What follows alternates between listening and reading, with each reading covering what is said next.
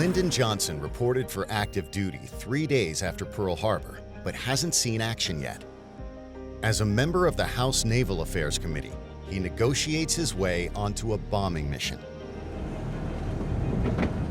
Congressman Johnson has no military experience, a fact that doesn't escape the bomber crew. They're looking at Johnson as though he's crazy. Why would he want to do this? We need this. It's the first time a member of Congress will go into combat in World War II. Military service is an important part of one's career path if you have political aspirations, particularly for somebody as politically savvy and strategic and ambitious as Lyndon Johnson. Besides serving his country, Johnson sees wartime action as a way to advance his political career. Johnson needed to make his mark on the world, and he was going to do it through politics. These missions are extraordinarily dangerous. It's not uncommon that a quarter of those who board those planes won't come back. LBJ knows it could be a suicide mission, and yet he wants to experience it. He wants to know what those men are going through, and I think he wants to test himself in battle. And he is sitting there for a while on the tarmac before the plane takes off. And he's sitting there longer and longer and longer until he realizes that he needs to relieve himself. So he decides to get off the Wabash Cannonball. He goes to the bathroom, and when he gets back, Johnson gets onto another plane, the Heckling Hare.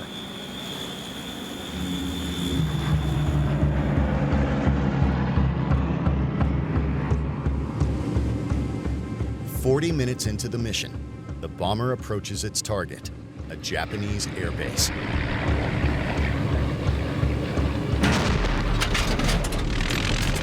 Look, we blown a generator on the starboard engine!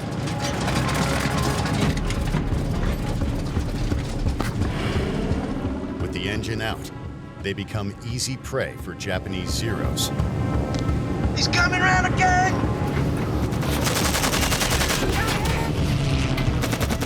Now, they are the target. Here he is with an engine out, going up against Japanese Zeros that are faster than the American bombers, have more maneuverability than the American bombers.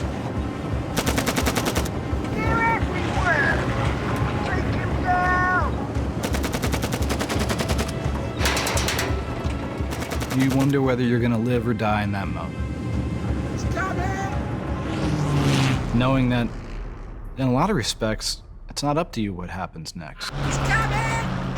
On a mission to investigate Allied war supplies, 33-year-old Congressman Lyndon Johnson's bomber is taking fire from an enemy Zero.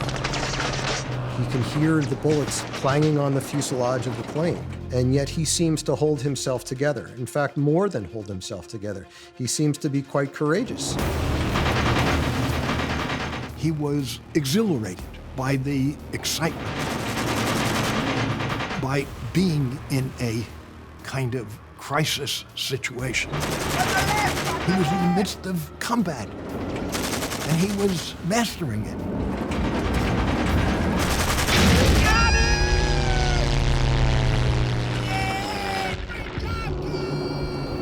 After an hour and 17 minutes, the bomber Heckling Hare limps back to base. Johnson has cheated death. He's tested himself in battle, which for every young man is the ultimate in one's test of one's own character, assessing how you're going to do in the heat of battle. But one aircraft never returns. The original plane that Johnson boarded, the Wabash Cannonball, crashes, killing all the crew.